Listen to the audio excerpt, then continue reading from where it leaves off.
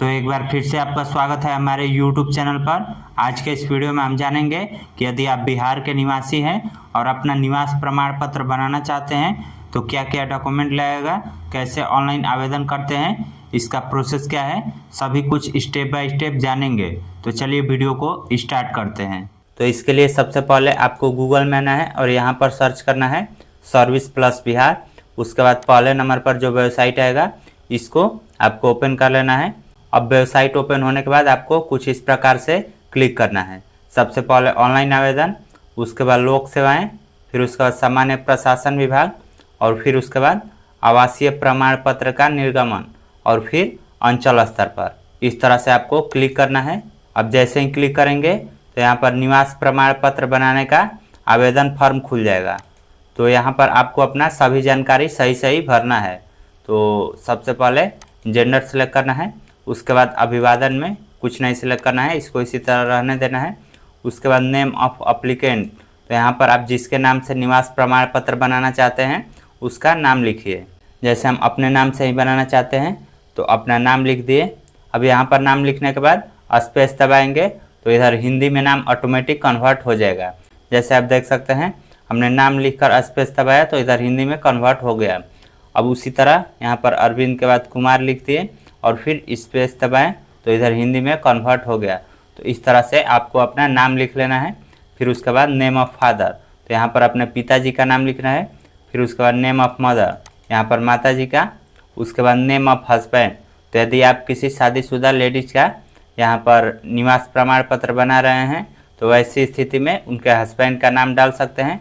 अब उसके बाद आवेदक का मोबाइल संख्या, तो यहाँ पर जिसका भी आवेदन कर रहे हैं उसका मोबाइल नंबर डालिए, लेकिन ये प्रोसेस आपको सबसे अंतिम में करना है, यानी कि सभी डिटेल्स भरने के बाद आपको अंतिम में मोबाइल नंबर डालना है। उसके बाद आवेदक का ईमेल आईडी, तो यदि आपके पास ईमेल आईडी है तो ईमेल आईडी डालिए, नहीं तो इसको खाली छोड़ दीजिए। फिर उसके बाद अब एड्रेस, तो एड्रेस में सबसे पहले स्टेट सेलेक्ट करना है, तो हम यहाँ पर अपना स्टेट सेलेक्ट कर लिए। उसके बाद यहाँ से डिस्ट्रिक्ट सेलेक्ट करना है, तो आप बिहार के जिस भी डिस्ट्रिक्ट के रहने वाले हैं अपना डिस्ट्रिक्ट सेलेक्ट कीजिए। अब डिस्ट्रिक्ट सेलेक्ट करने के बाद यहाँ पर अनुमंडल सेलेक्ट करना है, तो आपको अपना अनुमंडल सेलेक्ट कर लेना है। फिर उसके बाद ब्लॉक। अब ये चारों सेलेक्ट करने के बाद यहाँ पर ठीक इसके नीचे स्थानीय निकाय का प्रकार यानी कि लोकेलिटी सेलेक्ट करने का ऑप्शन आएगा, जिसमें कि 4 प्रकार का ऑप्शन दिया गया है। पहला है ग्राम पंचायत, दूसरा है नगर निगम, तीसरा है नगर परिषद और चौथा है नगर पंचायत। तो आप जिस भी एरिया के रहने वाले हैं अपना एरिया सही सही सिलेक्ट कीजिए। जैसे कि मान लीजिए आप ग्राम पंचायत के रहने वाले हैं तो यहाँ पर आप जैसे ही ग्राम पंचायत सेलेक्ट करेंगे तो ठीक इसके नीचे ग्राम पंचायत सेलेक्ट करने का ऑप्शन आ जाएगा। वहीं यहाँ पर यदि आप नगर पंचायत सेलेक्ट करते हैं तो ठीक इसके नीचे नगर पंचायत सेलेक्ट करने का ऑप्शन आ गया है। तो इस तरह से आपको अपने एरिया के अनुसार अपना ग्राम पंचायत या नगर निगम या नगर परिषद सेलेक्ट कर लेना है। उसके बाद यहाँ पर अपना वार्ड नंबर डालना है। वार्ड नंबर डालने के बाद यहाँ पर अपने गांव या मोहल्ला का नाम लिखना है। फिर उसके बाद यहाँ पर पोस्ट ऑफिस, उसके बाद यहाँ से पुलिस स्टेशन यानी कि थाना सेलेक्ट करना है। थाना सेलेक्ट करने के बाद यहाँ पर अपना पिन कोड डालना है। उसके बाद यहाँ पर आवेदक का स्व अभिप्रमाणित फोटो यानी कि आपको अपने पासपोर्ट साइज फोटो के ऊपर अपना सिग्नेचर कर लेना है।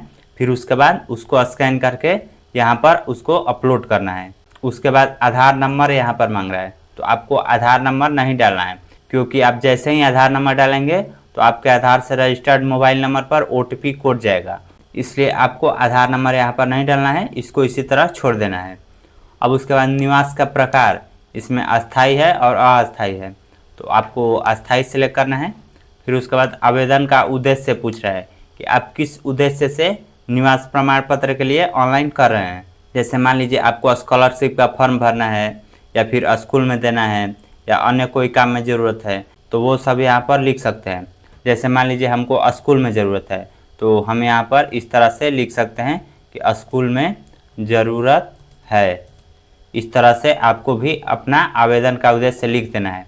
यहाँ पर आप नहीं भी लिखेंगे तो भी कोई दिक्कत नहीं है, लेकिन आप चाहें तो लिख सकते हैं। अब उसके बाद आवास प्रमाण पत्र के साक्ष्य हेतु अभिलेख चुनें, यानी कि आपको इनमें से कोई भी एक डॉक्यूमेंट चूज करना है, जैसे कि खतियान हो गया या फिर दान पत्र हो गया या भूमि संबंधी दस्तावेज हो गया या फिर भूमिहीनों को आवंटित जमीन से संबंधित अभिलेख हो गया या अन्य राजस्व अभिलेख हो गया।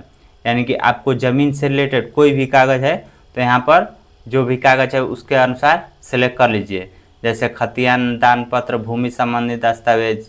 और मान लीजिए इनमें से कोई भी ऑप्शन नहीं है लेकिन ज़मीन से रिलेटेड कागज़ है, तो वैसी स्थिति में आपको अन्य राजस्व अभिलेख सेलेक्ट करना है और फिर उसमें ज़मीन का आपके पास जो भी प्रूफ है उसको अपलोड कर देना है। अब मान लीजिए ज़मीन से रिलेटेड आपके पास कोई भी कागज़ नहीं है, तो वैसी स्थिति में आप चाहें तो अपना राशन कार्ड लगा सकते हैं, या फिर आपके पास वोटर आईडी कार्ड है तो अपना वोटर आईडी कार्ड भी लगा सकते हैं।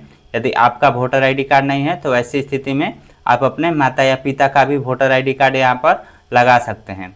उसके बाद विद्युत विपत्र यानी कि बिजली बिल हो गया, और यहाँ पर दूरभाष विपत्र यानी कि टेलीफोन बिल हो गया। तो आपके पास ज़मीन से रिलेटेड कोई कागज़ नहीं है तो आप इन चारों में से कोई भी एक सेलेक्ट कर सकते हैं। वोटर आईडी कार्ड सबके पास अवेलेबल होता है, यदि आपका नहीं है तो आपके माता पिता का ज़रूर होगा, तो इसलिए आप ये वाला ऑप्शन सेलेक्ट करेंगे तो बेटर रहेगा।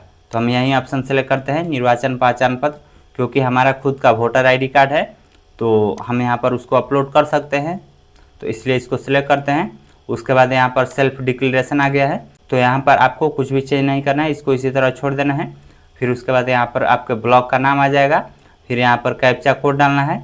अब कैप्चा कोड डालने के बाद सबसे ऊपर स्क्रॉल करना है, फिर आपने मोबाइल नंबर वाला जो ऑप्शन छोड़ा था इसमें अपना मोबाइल नंबर डालना है।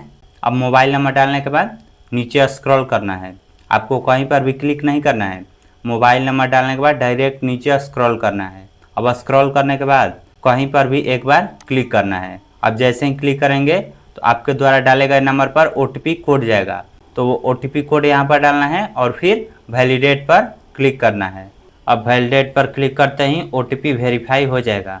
यहाँ पर वेरीफाइड लिख भी दिया है, तो आपको ओके पर क्लिक करना है और फिर उसके बाद अंतिम में प्रोसीड पर क्लिक कर देना है। अब जैसे ही प्रोसीड पर क्लिक करेंगे तो यहाँ पर मैसेज आएगा, नाम की शुद्धता की जांच कर ले, मोबाइल नंबर एवं ईमेल की शुद्धता की जांच कर ले। तो आपको ओके पर क्लिक करना है।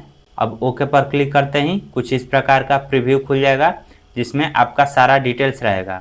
तो एक बार इसको मिला लेना है और फिर उसके बाद अंतिम में अटैच वाले ऑप्शन पर क्लिक करना है। अब जैसे ही अटैच पर क्लिक करेंगे तो यहाँ पर डॉक्यूमेंट अपलोड करने का ऑप्शन आ जाएगा, जिसमें 2 प्रकार का डॉक्यूमेंट अपलोड करना है। पहला तो है आवेदन का पहचान दस्तावेज, यानी कि इसमें आप इनमें से कोई भी एक डॉक्यूमेंट पहचान के तौर पर अपलोड कर सकते हैं, जैसे कि आधार कार्ड हो गया या फिर बैंक पासबुक या फिर ड्राइविंग लाइसेंस या पासपोर्ट या पैन कार्ड। आपको इनमें से किसी भी एक डॉक्यूमेंट को यहाँ पर अपलोड करना है। तो हम आधार कार्ड अपलोड करना चाहते हैं, तो इसके लिए हम आधार कार्ड सेलेक्ट किए और फिर यहाँ पर आधार कार्ड का जो फाइल है वो सिलेक्ट कर लेंगे। उसके बाद यहाँ पर निर्वाचन पहचान पत्र, क्योंकि हमने पहले निर्वाचन पहचान पत्र वाला ऑप्शन ही सिलेक्ट किया था तो इसलिए निर्वाचन पहचान पत्र ही आ रहा है। तो हम इसको यहाँ से सिलेक्ट कर लेंगे और फिर निर्वाचन पहचान पत्र का जो फाइल है उसको यहाँ पर सिलेक्ट कर लेंगे। अब दोनों फाइल सिलेक्ट करने के बाद अंतिम में सेव पर क्लिक करना है। अब सेव पर क्लिक करते ही कुछ इस प्रकार का प्रीव्यू खुल जाएगा, जिसमें आपने जो भी डॉक्यूमेंट अपलोड किया था उसका नाम लिख देगा। जैसे कि हमने आधार कार्ड और निर्वाचन पहचान पत्र 2 डॉक्यूमेंट अपलोड किया था, तो यहाँ पर दोनों का नाम आ गया है। अब आप बारी बारी से क्लिक करके देख सकते हैं कि आपने सही डॉक्यूमेंट अपलोड किया है या नहीं।